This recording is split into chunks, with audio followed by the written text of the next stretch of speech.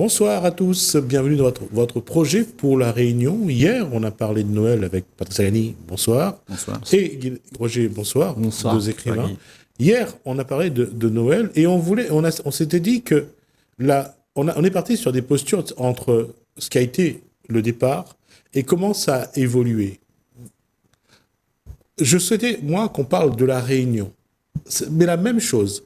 Comment, surtout l'après-guerre, je reste à partir de l'après-guerre, comment le Réunionnais, et on reste sur les Réunionnais qui avaient les moyens, donc qui étaient à l'église, dans la religion, et il y a ceux qui avaient rien à manger, et qui parfois se contentaient d'un morceau de canne mapou pour avoir un peu de sucre pour tenir la journée.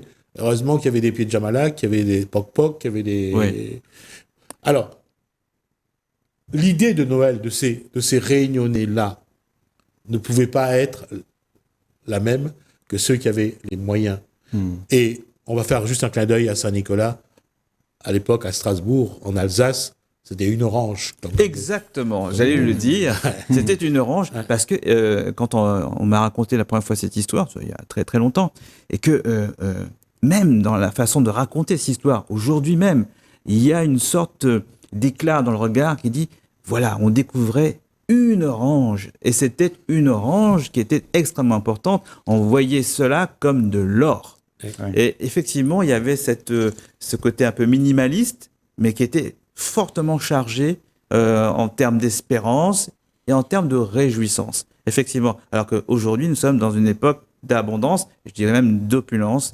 Et c'est une époque qu'on a, l'époque que tu indiques, qu'on a totalement oubliée. Ne pas oublier que le peuple réunionnais qui résulte, je dis bien le peuple réunionnais, la personnalité réunionnaise résulte en fait du blocus qui s'est opéré en 1942, où on a été coupé du monde.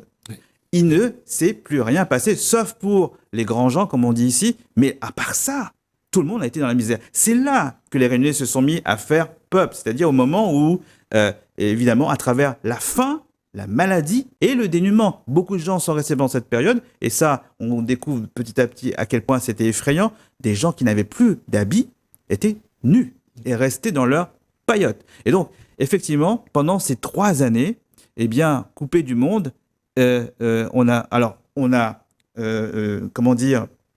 dépassé les problèmes, toute la problématique des différences de croyances.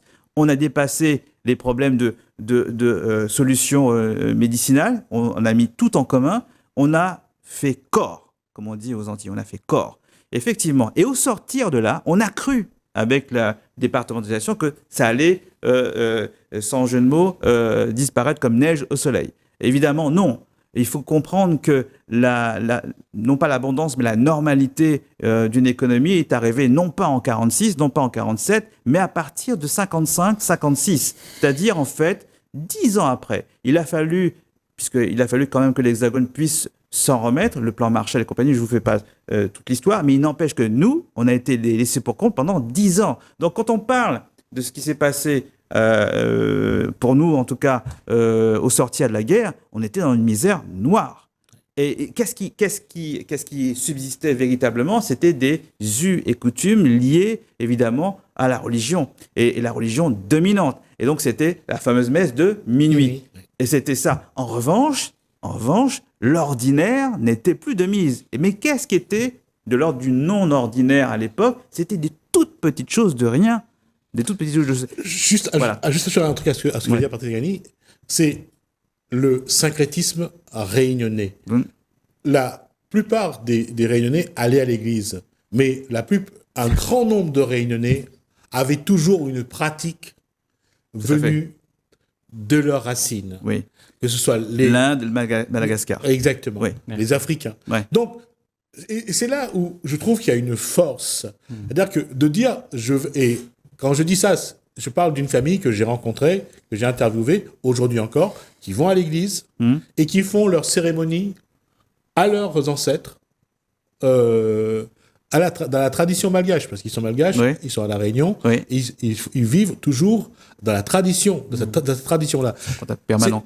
C'est pour montrer, en fait, c'est la force, c'est l'énergie que chaque Réunionnais a d'être ce qu'il est et en même temps d'embrasser ou de vivre une autre religion. Tout à fait.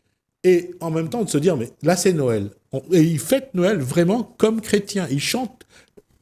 Alors, finalement, le Réunionnais, c'est pour ça que je voulais qu'on soit sur cette posture-là, le Réunionnais, lui, entre ces pages d'histoire, la misère noire, le syncrétisme, vivre une religion, deux religions ou des traditions, comment lui peut voir Noël autrement comme, j'allais dire, une illumination, parce que c'est une illumination. Une illumination. D'où l'effet d'artifice. Une illumination, certes, mais une illumination éphémère. Oui. OK ? Je crois que nous devons réfléchir ensemble, parce que nous en sommes là, aujourd'hui, à cette illumination éphémère. Nous vivons une illumination éphémère dans tout ce que nous produisons. Toutes ces choses pour avoir du plaisir, nous produisons et nous avons des illuminations éphémères. Donc, toutes ces idées de comment devraient être les choses, on le met en place et on a une illumination éphémère. Et ça va que continuer. Et ça va aller de pire en pire parce que nous sommes des hommes insatisfaits, nous avons du désir et le désir, on poursuit le désir qu'on a, on le prend et puis on dit « Oh, c'est pas assez, je veux toujours plus ». Nous sommes aujourd'hui dans cet état, qu'on aime ou pas. C'est l'histoire de la race humaine aujourd'hui. Nous en sommes arrivés là. Nous ne sommes jamais satisfaits de tout ce qui s'est passé. Notre religion, notre Noël, peu importe les festivités qu'on fait, il y aura toujours un sentiment d'insatisfaction. Juste rajouter quelque chose sur ce que je viens de dire, et ça va être une transition vers Patrice Zangani. C'est qu'il y a quelque chose qui s'est passé depuis les années 60 à aujourd'hui. Les gens sont moins dans la croyance de la religion. Sûr, les gens se détachent de la religion. Et ils sont plus dans la fête. Oui. Alors, ça dépend aussi. Certains m'objecteraient, à moi, pas à toi, que ça dépend de quelle communauté religieuse on appartient. Quelle que soit la communauté. Alors, oui, c'est une lame de fond, en réalité. C'est une lame de fond. Mais je voudrais juste ajouter quelque chose à ce qu'il a dit. Tu as parlé d'une illumination brève. Effectivement, mais ça nous vient d'où? Pour rejoindre ton début, ça nous vient du moment où, d'un seul coup, vous m'entendez? D'un seul coup, on est passé de rien à une misère noire, à une abondance consumériste, mais à une dépendance totale à un système. Nous sommes devenus dépendants. Totalement. Voilà. Et d'ailleurs, même d'un point de vue purement économique, il faudrait que les gens le sachent. Juste avant-guerre, puisque tu parlais de la guerre, juste avant-guerre, alors d'un point de vue purement économique, j'insiste bien, la Réunion était indépendante à 60%. Alors aujourd'hui, dire ça pour n'importe quel pays, même pour les États-Unis, c'est du rêve. Je peux le dire, c'est 400 millions d'exportations pour 3 milliards d'importations. C'est ça. On est passé de ce système où on était à 60% indépendant, ce qui était énorme. Bon, d'abord, c'était un système inique, placé sous gouvernorat, c'est-à-dire c'était un système complètement stupide d'un point de vue humain, mais on est passé de ça à exactement l'inverse, à une super dépendance, à un système... Et nous nous sommes habitués à ça. Je ne sais pas. Patrick, on s'est habitué à ça. Je ne sais pas si on est... Alors, regarde, toi et moi, on n'est pas habitués à ça. On a une distance par rapport à ça. L'histoire de la race humaine que nous connaissons, toi et moi, aujourd'hui, comme elle est là. Tu penses que nous sommes une comment dire Nous avons hérité de la race humaine avant nous. Non, je ne parle pas de ça. J'en conviens. Je ne parle pas de ça. Je parle du fait qu'il faille donner maintenant une distance, une lecture, une distance critique par rapport justement à cette entrée fracassante dans le monde de la surconsommation, pas de la consommation, mais de but en blanc. C'est là où vient l'idée que nous, chacun d'entre nous, on s'est identifié au plaisir. On s'est identifié aux choses qui nous donnent du contentement. Bref, mais un contentement. Et on n'en aura jamais assez. Oui. Donc, la plupart d'entre nous, nous cherchons ces contentements. Oui. OK ? Nous sommes addicts. Dans la vie, dans nos relations, dans notre religion, on cherche un contentement. Tu parles. Parce que tu dis que nous sommes drogués. En fait. Oui, parce que ce que nous vivons n'a rien à voir de réel. Ce que nous vivons, ça nous bouscule, ça nous tue. Je suis d'accord avec toi sur le fait que la Réunion présente des réalités à vivre qui n'en sont pas. C'est-à-dire que nous sommes dans une usine à rêves C'est ça. dont nous ne sommes pas les acteurs. C'est Qui ça. plus est, je suis totalement d'accord avec toi. Nous ne vivons que dans une illusion. Quand on a une économie qui est sous perfusion et qui est de nature européenne que de nom, et que en fait tout cela profite aux donateurs, Oui. aux Européens Oui. et à d'autres. Mais Oui. je suis Mais d'accord là- avec toi. mais Nous là- vivons, c'est vrai, tes assertions sont importantes si on précise bien que nous vivons dans une réalité qui n'en est pas une d'un point de vue purement systémique. C'est-à-dire que ne serait-ce que sur l'aspect économique et sociétal. Oui. C'est-à-dire que même quand il faut faire société, même quand il faut faire culture, nous regardons l'offre culturelle et on est abasourdi par le fait que c'est pas nous, les Réunionnais, qui la faisons marcher. C'est pas Oui, mais nous qui qui en le vit donnant, Qui le vit Qui le les suit éléments de nature culturelle et des éléments de nature culturelle qui sont évalués, non même pas ici, mais forcément à l'extérieur. Oui, bien sûr, nous vivons dans une illusion complète, c'est D'accord. sûr. Celui qui vit dans cette illusion-là, je dis bien celui qui vit dans cette illusion, Ne serait-ce que sur cette table, tous les trois. chacun d'entre nous le faisons. Ah, Qu'on tu veux aime dire ou que pas. nous sommes co-responsables, c'est ça que tu veux dire? Voilà, nous sommes dans l'illusion, et cette illusion, ça nous arrange. Parce qu'il y a le plaisir, cet éphémère qu'on aime bien courir derrière pour l'avoir, et on n'est jamais satisfait. On veut ça. J'espère que ton nous, c'est un nous collégial, parce que tu m'inclus Oui, pas là-dedans. je parle je parle de la pensée, Oui, oui, oui. du fonctionnement de l'humanité, de la conscience humaine. Nous sommes dans cette conscience. Et cette conscience nous mène comme un courant vers le désastre. Tout à fait. Nous le voyons. Tout à fait. Ce que j'ai dit précédemment peut être appliqué aux Syriens qui sont en train de se débattre, aux Afghans, aux Afghanes plutôt, Yéménites. aux Yéménites, Ouais. aux Iraniennes, C'est bien ça. sûr. Il y a plein d'autres gens Voilà. qui, à Mais travers la c'est planète, les gens de la peuvent se planète retrouver Terre. dans ce que tu dis. Cette planète Terre habite, les gens habitent sur cette planète Terre. Et ces gens ne sont pas américains, yéménites, réunionnais ou tout ça. On est un seul tout ensemble, on ne fait qu'un. Le problème, c'est que nous sommes donnés du plaisir. Et je dis, j'ai du plaisir, donc je suis différent de l'autre qui n'en a pas. Donc, je me suis séparé de l'autre. Et je crois aujourd'hui que je suis, moi, quelqu'un de spécial. Alors, c'est ça qui a créé Tu crois toutes ces... réellement que les gens ici se disent qu'ils sont des gens spéciaux? Non, ce que je veux dire, c'est que la pensée, quand tu sais, regardez-toi. Tu veux dire quand la personne finalement s'envisage, Oui, elle se croit mais c'est parce que c'est spéciale. une propagande déjà qui dure depuis des années. Ouais. Quand quelqu'un met un petit crocodile ici, c'est pour se faire valoir. Il a une apparence et il aime ça. Oui. Parce que l'autre le donne une petite tape sur le dos. Oui. Ce sont des idées, je comprends. Pas tout le monde le fait.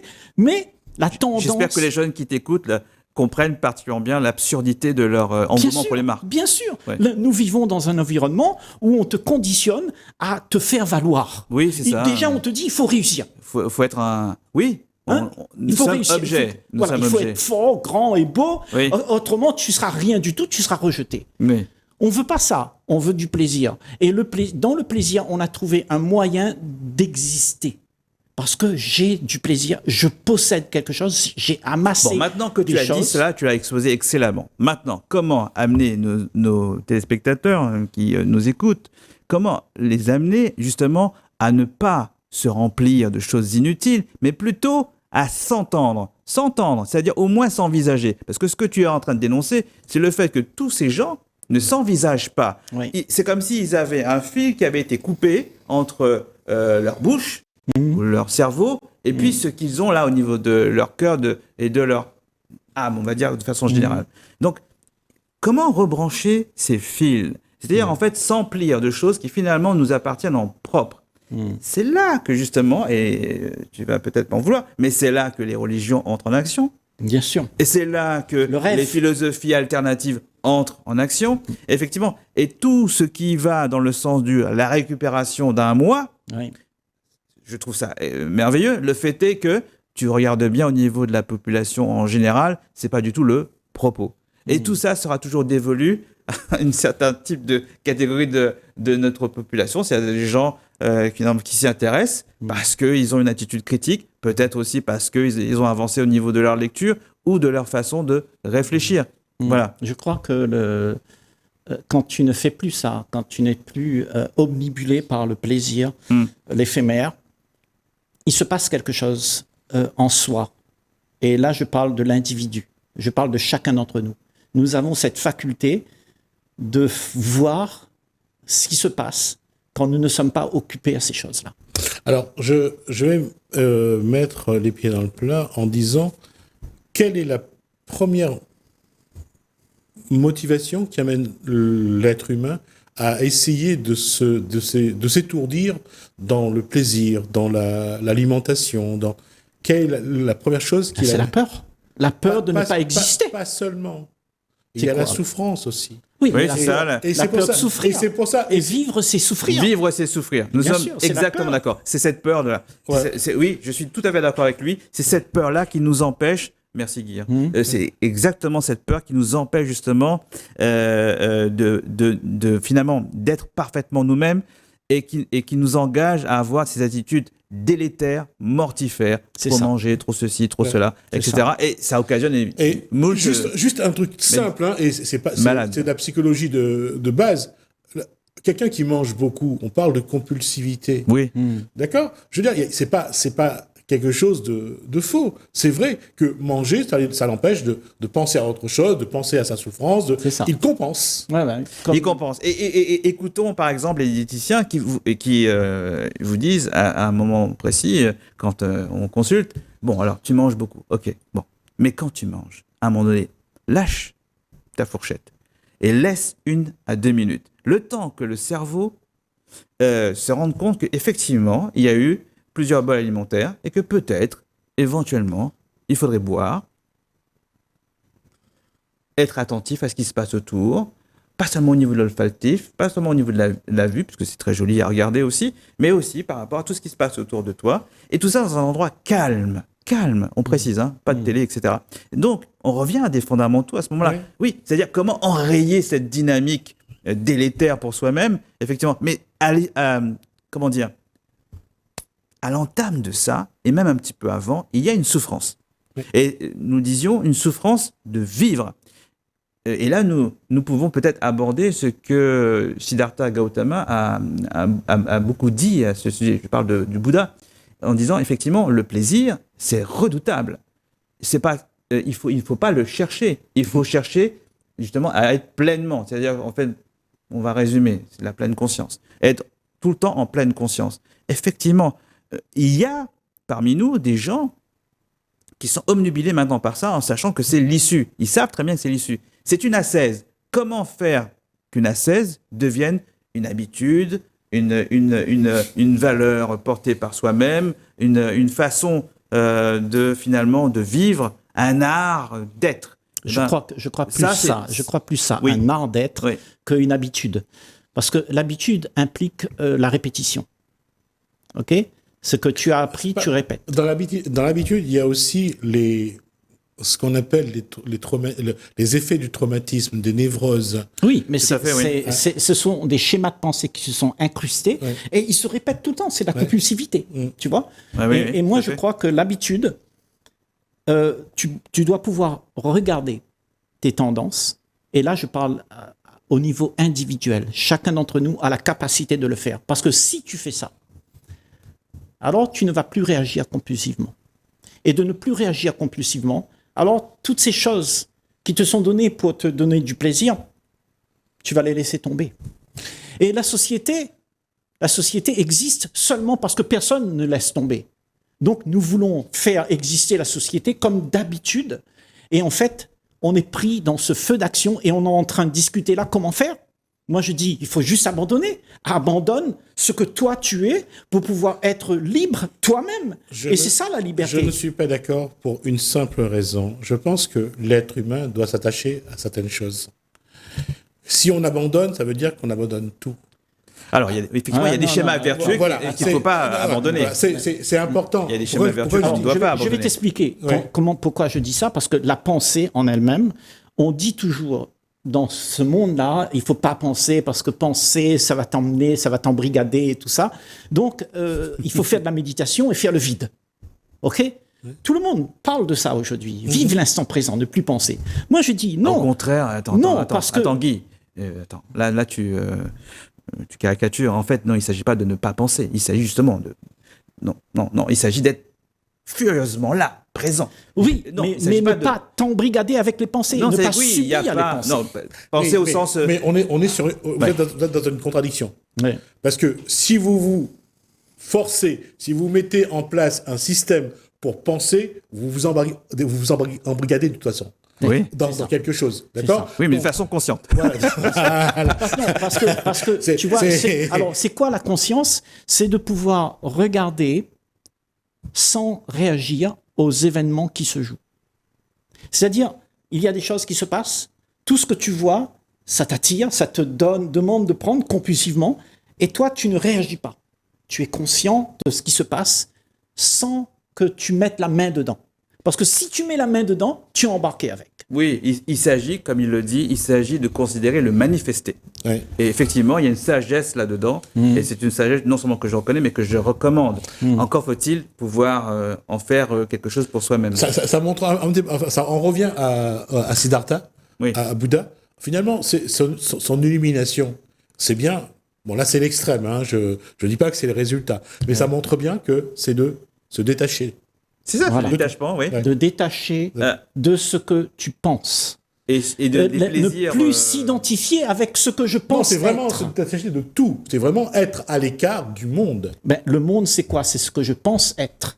Le monde qu'il y a dans ta tête, c'est tout ce que tu as appris, toute la mémoire du monde est dans ta tête et tu dis « je suis ça ». C'est de ça qu'il faut se détacher. Parce que quand tu es détaché de ça, tu es libre d'être ce que tu es. Je suis d'accord. Oui. Et ce que tu es, c'est un paquet d'amour, mon gars. Oui, et y compris se mettre une toge orange et se mettre avec un bol dans la main. Et, Ah non, ça, c'est une ce qu'il image. faisait Gautama. Non, c'est ce qu'il faisait Gautama avec ses disciples. Ils allaient avec leur bol à la main et les gens se faisaient. C'est toujours le cas aujourd'hui, Oui. en Thaïlande et ailleurs. On se doit de donner aux moines de quoi manger pour la journée. Ouais. Et alors, le problème, c'est qu'on ne peut pas appliquer ça à toute la planète. Nous sommes 9 milliards. Donc, 8. On s'en va à 8. bientôt 9. Déjà Bientôt, ouais. Ah, d'accord. Et donc, ce que je veux dire, c'est que, alors oui, voilà, on a tous après des voies, les voies et moyens Ouais. que l'on trouve par le biais de notre pouvoir le plus puissant, c'est-à-dire l'imagination, la création, pouvoir finalement avoir cette non pas de contrôle, hein, il ne s'agit pas de contrôle, mais au moins avoir cette distanciation par rapport à soi-même qui permet finalement de ne pas se perdre, entre guillemets. Je mets Voilà. des tas de guillemets là. Moi, je dis que celui qui prend son petit bol Ouais. et qui fait ça tout le temps parce qu'il doit être honoré, parce qu'il pense comme ça, il est comme ça, il s'est que- perdu. Oui, oui. Parce que je vais te dire pourquoi. Parce que la vie, c'est pas ça. Ami bouddhiste, La bonsoir. vie, c'est pas être bouddhiste, être chrétien, être musulman, être ceci ou cela d'une posture quelconque. Ça, c'est la posture de Krishnamurti. Peu importe. Attends. Alors, attends. Alors, Il là, dit qu'il ne faut pas s'enfermer. Pour croire en Dieu, Oui. pour croire en Dieu, il ne faut pas s'enfermer dans une posture religieuse. tout à fait. Et c'est pourquoi je pense que Krishnamurti est probablement un des meilleurs penseurs du 20e et du 21e. Je pense qu'il est, dans certains compartiments, il est quasiment indépassable. D'ailleurs, j'en ai parlé avec Edgar Morin il n'y a pas si longtemps. Et je pense qu'effectivement, lui, il s'est mis véritablement à réfléchir. Et il ne vient pas de nulle part, d'ailleurs, Et Krishnamurti, si tu le connais donc un celui peu. qui réfléchit, Patrick, celui qui réfléchit aujourd'hui, Oui. il n'a pas besoin d'être. Il n'a pas besoin de... Non, tu veux dire, il n'a pas besoin de démontrer quoi que ce soit, c'est ça que Voilà, tu veux dire. il Ouais. démontre rien. Ouais. Il est ce qu'il a trouvé. Bah oui. Et ce qu'il a trouvé, c'est lui-même. Il est là, comme il est. Toi, tu serais comme tu es. Tu n'as pas besoin d'avoir un bol pour que je puisse te comprendre, pour qu'on puisse vivre ensemble en paix, toi et moi. C'est ça, vivre. Mais Vivre, comment trouver Guy, on arrive toujours sur la même posture. Nous sommes différents. Chaque individu a une vision. Et chaque vision est de ce monde. On ne peut pas appliquer la vision de Guy Roger au monde. Non. je Rappelez-vous doute de ce qu'on ça. on Je s'est dit doute tous de les ça, trois. Gismi. Ce que tu es en train de dire là. Je doute de ça qu'on Guy. soit tous différents. Guy, On n'est pas différents, Gismi. tout à fait. Guy, On est un. est-ce que tu te souviens ce qu'on s'est dit lors de la première émission? On s'est dit, on est tous frères. Oui, on est un. On est tous frères. Hmm. Oui, on peut dire Parce ça. que frère, ça peut porter Non, à confusion. non, oui, tu mais, sais. la Nous religion sommes l'a dit. compris, nous C'est sommes galvaudé. frères. Effectivement, pardon, nous sommes frères. Le fait est que, effectivement, l'enjeu depuis le premier groupe humain, en tout cas identifié comme tel, c'est de pouvoir s'entendre. C'est ça. Voilà. Le problème est le suivant. Je crois que d'une certaine façon, Kubrick l'avait compris. Dans 2001, Odyssée de l'espace, rappelez-vous des premières images, ce qui se passe. Au moment où ce singe... Non, il n'est pas un singe, c'est un futur homme qui prend un os et qui s'en sert pour frapper et qui se fait respecter. Et puis à un moment donné, il lance cet os et ça se transforme en fusée. Hein, on pense à Elon Musk là. Eh bien, écoutez, je crois qu'on n'en est pas... Pour le singe ou pour le fusée? Les deux. Tout est facile. Je reconnais, c'est facile. Non, effectivement, non. On en est toujours là. Ouais. On en est toujours là. C'est ça. Excellent exemple hein, donc. par rapport à Trump et surtout à Musk, parce qu'il a un projet. Il a un réel projet qui s'enracine dans des choses qui nous dépassent actuellement. Ouais. Alors, Je crois que nous n'avons pas fini encore avec ces projets que nous avons. Et comme tu dis, chacun d'entre nous, on a puisé dans l'histoire de la race humaine. Nous sommes différents, entre guillemets, parce que nous avons pris quelque chose qui nous a rendus différents. OK? Mais nous sommes pareils. OK? Alors, merci messieurs. J'allais juste conclure là-dessus. J'allais dire finalement, sur ce plateau, c'est un petit peu comme une grotte. Je ne sais pas lequel sortira le premier, mais la question est posée. Ça sera Platon. Voilà, l'allégorie de la grotte. Et je pense que on termine sur une bonne note. Oui. L'allégorie de la grotte. Ouais. Et on est chacun dans sa grotte. Ouais, Et c'est ça. comment on peut sortir et on peut essayer de... Pour ça, je disais qu'on est, on est un, c'est vrai qu'on est un, mais comment on peut être un ensemble? Ben, s'ouvrir. Tout à fait. S'ouvrir les uns les autres. D'accord. À cette S'accepter. conclusion. Oui. Alors, on aura l'occasion de revenir là-dessus l'année prochaine, bien sûr. On aura l'occasion d'en reparler. Et je pense qu'on vient d'ouvrir une page, d'ouvrir un livre, et on va écrire les pages au fur et à mesure. Messieurs, bonne année à vous. Bonne fête. Bonne fête. Patrick Sagani, écrivain, Guy Roger, écrivain, bonne fête à vous. Ça a été un plaisir. En tout cas, c'est vraiment, j'allais dire, on a posé les bases, on va pouvoir avancer. Merci à vous. Merci à vous de nous avoir suivis. Merci Alain, merci François. Je vous dis à bientôt.